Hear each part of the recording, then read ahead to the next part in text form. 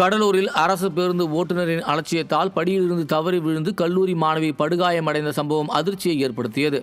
தேவனாம்பட்டினத்தில் செயல்படும் அரசு கல்லூரியில் பயிலும் மாணவி ஒருவர் நகர அரசு பேருந்தில் பயணம் செய்த நிலையில் தீயணைப்பு நிலையம் அருகே அந்த மாணவி பேருந்தில் இருந்து இறங்க முயன்றுள்ளார். அப்போது மாணவி இறங்குவதற்குள் ஓட்டுநர் பேருந்தை எடுத்ததால் தலைக்குப்புற விழுந்த மாணவி படுகாயமடைந்தார்.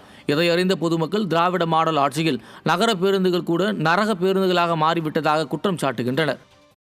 பஸ் ஏறும்போதே கண்டக்டர் கேட்டோம், அண்ணா 5 சர்வீஸ் நிறுத்துறீங்களான்னு கேட்டோம். நிறுத்துறமா போய் உட்காருமா அப்படின்னு கத்துனாங்க. எல்லாரும் வந்து அவங்க உட்காந்துட்டோம். இறங்க போய் நேரத்தில் எல்லாருமே ஏறி நிற்கும் போது ஸ்லோவாக்கிட்டு இப்படி கால் எடுத்து வைக்கும் போதே டக்குன்னு பஸ் எடுத்துகிட்டே போறாங்கன்னா அது எப்படி சார்? கவர்மெண்ட் பஸ் தான் சார், ஆனால் பஸ் நம்பர்லாம் தெரியல சார்.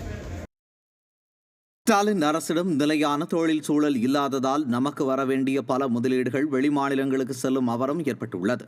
அமெரிக்காவின் கேரியர் நிறுவனம், தென்கொரியாவின் எல்ஜி நிறுவனங்கள் 8000 கோடி ரூபாய் மதிப்பிலான தொழில் முதலீடுகளை தமிழகத்தில் செய்ய திட்டமிட்டிருந்த நிலையில் ஸ்டாலின் அரசிடம் வெற்று விளம்பர பேச்சுகள் மட்டுமே இருப்பதை கண்ட அத்தொழில் நிறுவனங்கள் ஆந்திராவிற்கு படையெடுத்துள்ளன. குறிப்பாக எல்ஜி நிறுவனத்திற்கான உதிரி பாகங்கள் வழங்கும் 6 துணை நிறுவனங்களும் 2000 கோடி ரூபாய் முதலீட்டுடன் ஆந்திராவில் தொழில் தொடங்க முடிவு செய்துள்ளன. இதனால் கைக்கு எட்டியது வாய்க்கு எட்டாத கதையாக தமிழ்நாடு ஒரு பெரிய முதலீட்டு வாய்ப்பை இழந்து தவிக்கிறது.